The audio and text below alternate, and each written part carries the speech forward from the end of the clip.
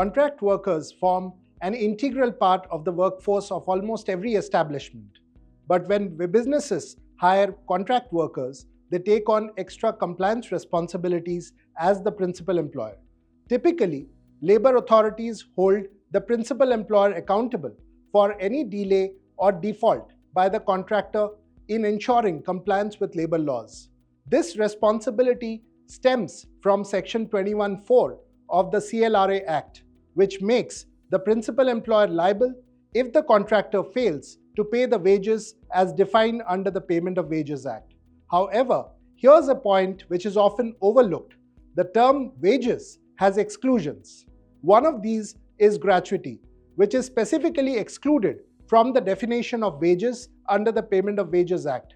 So the key question that arises is whether the principal employer is liable for paying gratuity to contract workers. The answer to this question is generally no, as the contractor, being the immediate employer, is solely responsible and liable for this. Courts have conflicting views on this particular matter. In some cases, the courts have held that an employer-employee relationship is a sine qua non for the payment of gratuity, and therefore, principal employer cannot be made liable, especially when gratuity is not part of wages. In other cases, however, the courts have taken a socio-benevolent approach, holding the principal employer responsible and liable for unpaid gratuity to contract workers. Things get even more complicated when the lines between principal employer and the contractor blur. For example, when the principal employer directly controls aspects like wages, attendance, and discipline, the courts or authorities are more likely to treat the principal employer as the immediate employer, making them liable for gratuity payments. From a business perspective, here are some of the suggested best practices which may be considered to mitigate the risk. First, ensure that the contractor agreement is clear, unambiguous, and outlines the roles and responsibilities of both parties.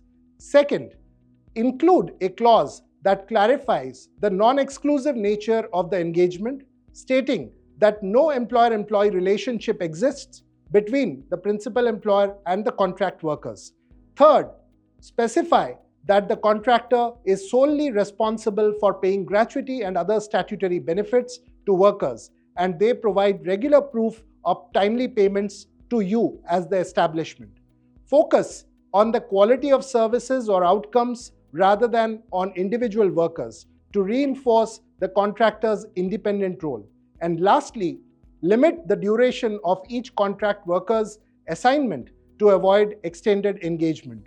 By adopting these steps, businesses can reduce the risk of being held liable for gratuity payments to contract workers. As always, staying updated on legal developments and consulting with your legal experts regularly is key to protecting your business from unintended liabilities.